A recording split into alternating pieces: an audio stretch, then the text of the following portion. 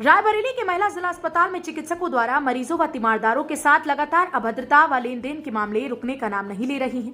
ताजा मामला आज उस समय देखने को मिला जब एक व्यक्ति अपनी प्रसूता पत्नी को देर रात अस्पताल लेकर पहुंचा और ड्यूटी पर मौजूद चिकित्सकों से पत्नी का इलाज करने की गुहार लगाई, लेकिन चिकित्सकों ने उसे बाहर से दवा लिख दी और उससे पैसे भी ले लिए।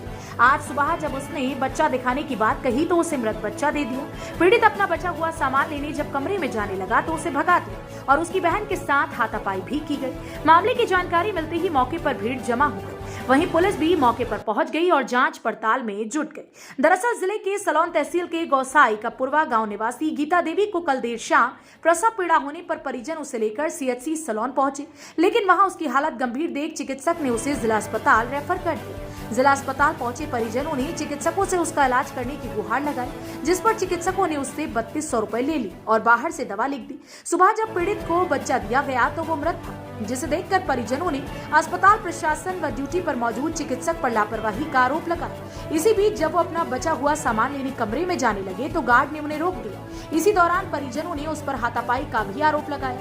देखते ही देखते मौके पर भारी भीड़ जमा हो गई। इसी बीच सूचना पर पुलिस भी मौके पर पहुंच गई और मामले की छानबीन शुरू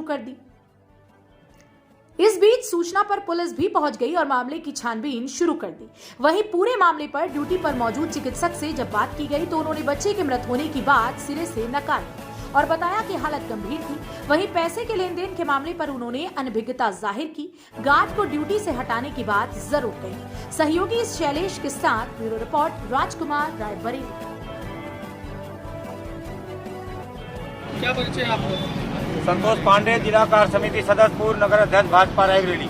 आप यहाँ कहाँ बैठे हुए, किस लिए बैठे हुए हैं? महिला जिला चिकित्सालय रायबरेली के मेन गेट पर धरने पर इसलिए बैठे हैं क्योंकि कल रात में एक गरीब मरीज से 2200 रुपये की दवा बाहर से लिखी गई थी और उसके बाद 3200 रुपया लेकर के उसे गरीब मरीज को मरा हुआ बच्चा दिया गया है और धन उगाही की गई है। इसी के खिलाफ हम यहाँ धरने पर बैठे हैं। लेकिन डॉक्टर का तो कहना है कि बच्चा उनको जीवित पकड़ाया गया था। ये आप उस गरीब मरीज है, उस गरीब मरीज को जो बच्चा दिया गया है उसी समय से मरीज का बयान है, उसी के खिलाफ हम धरने पर बैठे हैं। और ये जो डॉक्टर ने कहा है ये सरासर गलत कहा है। जब भी इस तरह की घटना होती है डॉक्टर अपने बयान बदल देते हैं कि पैसे नहीं लिए गए, मरीज को बच्चा जीवित दिया गया। आखिर फिर मरीज से 3200 रुपया क्यों लिया गया? अगर नहीं लिया, आप कहती हैं मेरे पास सबूत है, गवाह है, अभी परसों रात में गरीब मरीज को क्यों दौड़ा दौड़ा के मारा गया? सीएमएस महोदय जी, पता चला है कि डॉक्टर रेणु चौधरी जी सीएमएस नहीं है, डॉक्टर कोई तौहीदा खान जी हैं वो सीएमएस हैं, वो जवाब देंगी।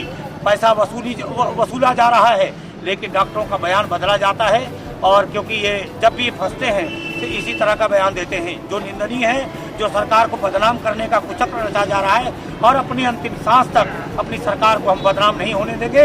इन भ्रष्टाचारियों के खिलाफ FIR हो, इनकी गिरफ्तारी हो।